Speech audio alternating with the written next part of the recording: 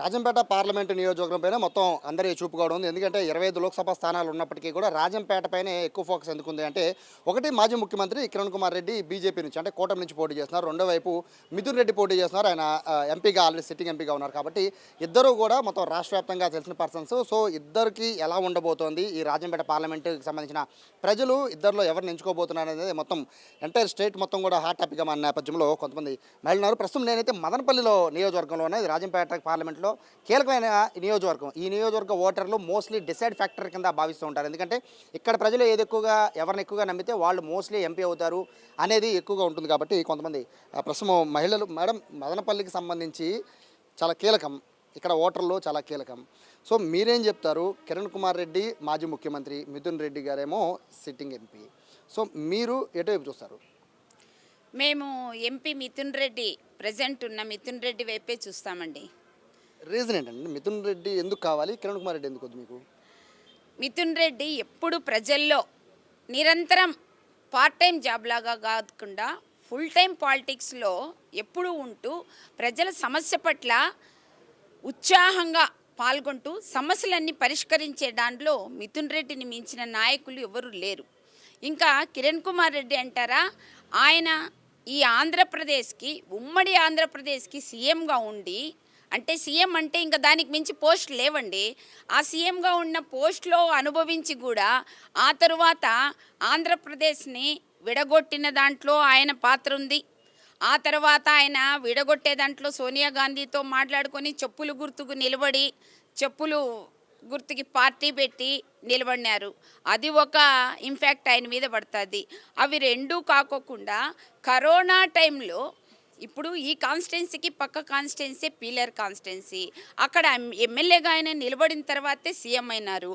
అప్పుడు కరోనా టైంలో ప్రజల మధ్యకు వచ్చి ఈ మిథున్ రెడ్డి గారు ప్రతి హాస్పిటల్ని సందర్శించి ప్రతి కరోనా పేషెంట్కి సందర్శించి అసలు గ్యాసు చాలామందికి సిలిండర్స్ తక్కువ పడిపోతే ఆయన సొంత ఖర్చులతో వాళ్ళకందరికీ వైద్యం చేయించి అన్నీ చేయించిన దాఖలాలు కరోనా అప్పుడు ఉన్నాయి.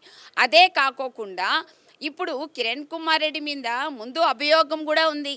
ఏమంటే సత్యసాయి ట్రస్ట్కి సంబంధించి అప్పుడంతా కూడా ఆయన చనిపోతే దాచిపెట్టేసి కొన్ని రోజుల పాటు ఆయన్ని బాక్స్లో పెట్టేసి అలాగే బతుకున్నాడని అక్కడంతా కూడా డబ్బులు కొల్లలు కొట్టేసి కొంతమంది అందరూ కలిసేసి అదంతా కూడా దోచేసినారని కూడా అభియోగం ఉంది. కానీ ఇన్ని అభియోగాలు ఉంటూ ఇన్ని పార్టీకి కాంగ్రెస్ పార్టీకి ద్రోహం చేసి ఆ తర్వాత ఆంధ్రప్రదేశ్ని విడగొట్టి ఇన్ని చేసిన తర్వాత కూడా ప్రజల్లోకి రాకపోవడం అనేది ఒక రాజకీయాల్లో ఏమంటే ముఖ్యంగా చెప్పాలంటే గెలుపు ఓటములు సహజం. కొన్నిసార్లు గెలుస్తారు, కొన్నిసార్లు ఓడతారు. ప్రజల్లో ఉండాలనుకునే వాళ్ళు ఓడిపోయిన తర్వాత కూడా ప్రజల్లో ఉండాలి కదా, వాళ్ళ బాగోగులు చూడాలి కదా. వెళ్ళిపోయి హైదరాబాద్లో మకాములు పెట్టుకొని హైదరాబాద్లో ఉంటూ ఈరోజు మళ్ళీ పార్టీలు పెట్టి గెలవాలా అని రావలేదు వాళ్ళు కూడా. వైఎస్ఆర్ పార్టీ ఇక్కడ రెండు విషయాలండి. ఒకటి ఏంటంటే, ఇక్కడ మీ పార్లమెంట్ నియోజకవర్గానికి సంబంధించిన నిధులు రావాలంటే ఇద్దరు తేవాలి, ఎంపీ మాత్రమే తేవాలి. ఇంకొకటి ఇక్కడున్న ముఖ్యమంత్రి సపోర్ట్ చేయాలి. సో ఇక్కడ మీరు చెప్పేదాని ప్రకారం చూస్తుంటే ఈయన మాజీ ముఖ్యమంత్రి, పైగా ఇప్పుడు ఎంపీగా గెలిచి కేంద్ర మంత్రి అవుతున్న ప్రచారం జరుగుతోంది. సో అనుభవం నాకు ఎక్కువ ఉంది అని చెప్తున్నారు బీజేపీ వాళ్ళు. సో ఇటు మిథున్ రెడ్డి గారేమో యంగర్, సో ఎంపీ. బట్ ఇద్దరిలో ఎవరు తేగలరు? బీజేపీ అధికారంలోకి వస్తే బీజేపీ నుంచి నిధులు వచ్చే అవకాశం ఉంది కదా అని వాళ్ళు చేస్తున్న మాటలు ఏం చెప్తారు?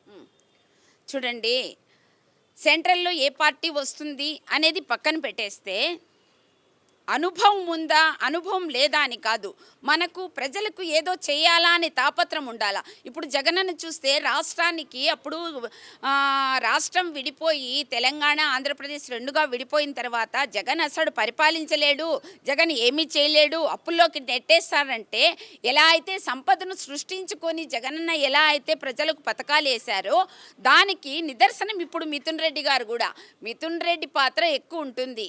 సెంట్రల్లో ఏ గవర్నమెంట్ వస్తాయి అనేది పక్కన పెడితే ఆయనకు టాలెంట్ ఉంది. మిథున్ రెడ్డి గారికి ప్రజలకు చేయాలని తాపత్రం ఉంది. అవి రెండు తోడై కంపల్సరిగా మిథున్ రెడ్డి గారు గెలుపొందుతారు, అన్ని అవసరాలు తీరుస్తారు. సెంట్రల్ గవర్నమెంట్తో సంబంధం లేకోకుండా కూడా మిథున్ రెడ్డి గారు చేయగలరు అనే నమ్మకం అనేది ప్రజలకు గొప్పగుందండి. సో ఇక్కడ రెండు విధాలండి. ఒకటి కూటమి వచ్చింది అంటే 3 పార్టీలు కలిసి వస్తున్నాయి. కిరణ్ కుమార్ రెడ్డి గారికి అది పెచ్చింగ్ అని చెప్తున్నారు. ఇక్కడ వైఎస్ఆర్సీపీ సింగిల్గా ఉంది, మిథున్ రెడ్డి గారు స్టిల్ ఎంపీగా ఉన్నారు. అంటే ఏం చూసి మిథున్ రెడ్డి గారికి ఓటేయాలి, ఏం చూసి కిరణ్ కుమార్ రెడ్డి గారికి ఓటేయాలంటే మీరేం చెప్తారు? ఇక్కడ ముస్లిమ్స్ ఏం చేస్తూ ఉంటారంటే కూటమిలో ఇక్కడ బీజేపీ పార్టీని నమ్మరు ముస్లిమ్స్. ముందు నుంచి కూడా చాలా మంది నమ్మరు. ముస్లిమ్స్ కానీ క్రిస్టియన్స్ కానీ బీజేపీని నమ్మరు. కిరణ్ కుమార్ రెడ్డి గారు మళ్ళీ కూటమితో కలిసి వస్తూ ఉంటారు కాబట్టి మేము మిథున్ రెడ్డినే నమ్ముతాం. కిరణ్ కుమార్ రెడ్డి గారిని నమ్మం. అది కాకుండా వీళ్ళు ఏం చేస్తున్నారు, అసలు మాకు కిరణ్ కుమార్ రెడ్డి గారు అదృష్టం కొద్దీ సీఎం అయినారు. ఇంతకుముందు సీఎం అయింది ఆయనకు ఒక లక్ అది.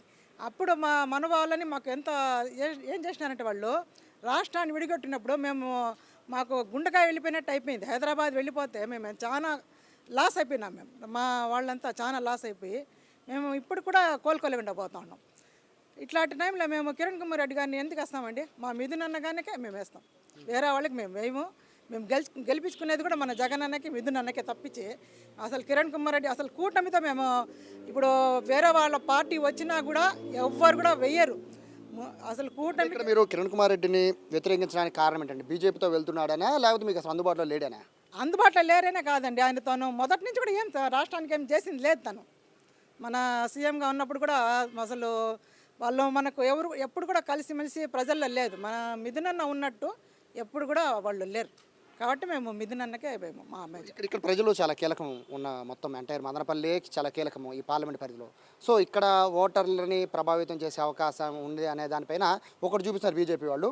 ఏదైతే ఈ పార్లమెంట్ పరిధి ఉందో ఇందులో హెడ్ క్వార్టర్స్ అని ఒకటి ఉంటుంది. ఆ హెడ్ క్వార్టర్స్ని మార్చాలి అనేది నిన్న చంద్రబాబు గారు ఒకటి, లోకేష్ గారు ఒకటి చెప్పారు. అంటే వాళ్ళు చెప్పినా కూటమి చెప్పినా ఒకటే, బీజేపీ చెప్పినా ఒకటే. దానిపైన ఆ ప్రభావం కనబడదంటారా? కనబడదండి, కనబడదు. అసలు నమ్మే దాంట్లోనే లేదు ప్రజలు. చంద్రబాబుని కానీ నమ్మరు, అసలు కూటమినే నమ్మరండి. మా ఇక్కడ ఉండే ప్రజలు ఎవరు కూడా అసలు పల్లెల పక్క పోయి చూడండి, ఎక్కడ చూసినా కూడా మన జగన్ అన్నకు తప్పించి వేరే వాళ్ళకి నమ్మరండి ఎవరు కూడా. వీళ్ళ పథకాలు అట్లున్నాయి, మన జగన్ అని ఇచ్చే పథకాలు అసలు ఎవరికి వాళ్ళు ఎక్కువ ఇస్తామంటే వాళ్ళు ఇవ్వరని తెలుసు, మన ప్రజలు నమ్మరు. తక్కువ ఇస్తామంటే ప్రజలు ఒప్పుకోరు. అట్లా డిఫెన్స్లో పడిపోయినారు వాళ్ళు ఏ పథకాలు ఇస్తామనే దానిలో కూడా వాళ్ళు చెప్పలేకుండా పోతా ఉంటారు. ఇక్కడ వాళ్ళంతా కూడా జగన్ కే సపోర్ట్, మిథున్ సపోర్ట్ అంటారు. మేడం మీరేం చెప్తారు? ఇక్కడ 2 వర్షన్స్ వినపడుతున్నాయండి. ఒకటి మిథున్ రెడ్డి యంగర్ ప్లస్ పెద్దిరెడ్డి గారి కుమారుడు, సో ఈ పార్లమెంట్కి తెలిసిన. బట్ కిరణ్ కుమార్ రెడ్డి అలా కాదు, రాష్ట్రం మొత్తం తెలిసిన మనిషి అండ్ మాజీ ముఖ్యమంత్రిగా పనిచేస్తారు, సెంటర్ నుంచి నిధులు తెప్పిస్తారు అనేది వాళ్ళ వర్షన్. సో మీరేం చెప్తారు? మహిళలుగా చూస్తే మిథున్ రెడ్డి అండ్ కిరణ్ కుమార్ రెడ్డి అంటే ఎవరికి ఎక్కువ సపోర్ట్ చేసే అవకాశం మహిళలంతా? మేమైతే మిథున్ రెడ్డి గారు అన్నకే సపోర్ట్ చేస్తామండి. ఎందుకంటే మేము చూసినంత వరకు డెవలప్ అంటే మన మిథున్ రెడ్డి అన్న గారే చేశారు. పెద్దిరెడ్డి మిథున్ రెడ్డి గారు చేసినటువంటి గొప్ప మేలు అనేది మదనపల్లిలో అయితే మస్తుగా తెలుస్తుంది. బీటీ కళాశాల, యూనివర్సిటీ చేయడం కానీ, మెయిన్ రోడ్స్ కానీ, ప్రజలలో కలిసిపోయి వర్క్ చేసేది ఎవరు అంటే పెద్దిరెడ్డి మిథున్ రెడ్డి గారు, మా వైఎస్ఆర్సీపీ పార్టీని. నాకు తెలిసి నేనైతే నా ఓటు మాత్రం వైఎస్ఆర్సీపీకి వేస్తాను. మళ్ళీ నేను జగన్మోహన్ రెడ్డిని గెలిపించుకుంటాను, మిథున్ అన్నని గెలిపించుకుంటాము. అలాగే ఎందుకంటే కిరణ్ కుమార్ రెడ్డి అంటే ఎందుకని మీరు అంత ఇక్కడ వాళ్ళందరూ కూడా ఎందుకని అంత వ్యతిరేకంగా ఉన్నారు? ఆయన ఉన్నప్పుడు అభివృద్ధి ఏం చేశారండి? ప్రజలకు ఏం చేశారు అనేది నా క్వశ్చన్. ప్రజలకు ఏం చేశారు? ప్రజలకు ఎవరికి దగ్గరగా ఉంటే వాళ్ళనే వాళ్ళు హత్తుకుంటారు, కానీ దూరంగా ఉండే వాళ్ళని ఎవరు హత్తుకోరు కదా. వాళ్ళు ఏం చేశారు? వాళ్ళు ఇంప్రూవ్ అయినారు, కానీ ఆంధ్ర రాష్ట్రాన్ని కానీ ఏమైనా ఇంప్రూవ్ చేశారా? ఇప్పుడు వచ్చేసి వైఎస్ఆర్సీపీ ఇంప్రూవ్ చేసిన తర్వాత పథకాలని పేద ప్రజలకు అందుబాటులోకి వచ్చిన ఆ యొక్క పథకాలు కానీ ఏవైనా కూడా వీటిని చూసి ఇప్పుడు వాళ్ళు టర్న్ అవుతున్నారు. అంటే మేము కూడా ఇవి చేస్తాము, మమ్మల్ని గెలిపించండి అనేసి ఇప్పుడు వస్తున్నారు, కానీ ఇంతకుముందు ఏమైనారు? సో ఇక్కడ వాళ్ళందరి అభిప్రాయం అయితే మిథున్ రెడ్డి గారు ఆయన వైపు ఉంటుందా, లేకపోతే ఏమన్నా టర్న్ ఏమన్నా అంటే షిఫ్టింగ్ అవుతుందా? అయ్యే ఛాన్స్ లేదండి. ఎప్పటికైనా మేము మా పెద్దిరెడ్డి మిథున్ రెడ్డి గారిని గెలిపించుకుంటాము, వైఎస్ఆర్సీపీ పార్టీ నిలబెడతాం. సో ఇది ఇక్కడ మహిళలు చెప్తున్నారు. మొత్తం అంతా కూడా మిథున్ రెడ్డి వైపు ఎక్కువ సపోర్ట్ ఉంది. దానికి రీజన్ ఒకటే చెప్తున్నారు, మిథున్ రెడ్డి అందుబాటులో ఉండే వ్యక్తి, అలాగే కిరణ్ కుమార్ రెడ్డి 10 ఏళ్ల పాటు ఎక్కడున్నారో తెలియదని చెప్పి వాళ్ళు చెప్తున్నారు. సో ఇక్కడ మోస్ట్లీ అందుబాటులో ఉండే ఫ్యాక్టర్ అయితే ఎక్కువ ఈ మదనపల్లిలో ఎక్కువగా కనబడుతుంది. కెమెరా పర్సన్ టీవీతో సాయి, హైడ్రీ మీడియా, మదనపల్లి నుంచి.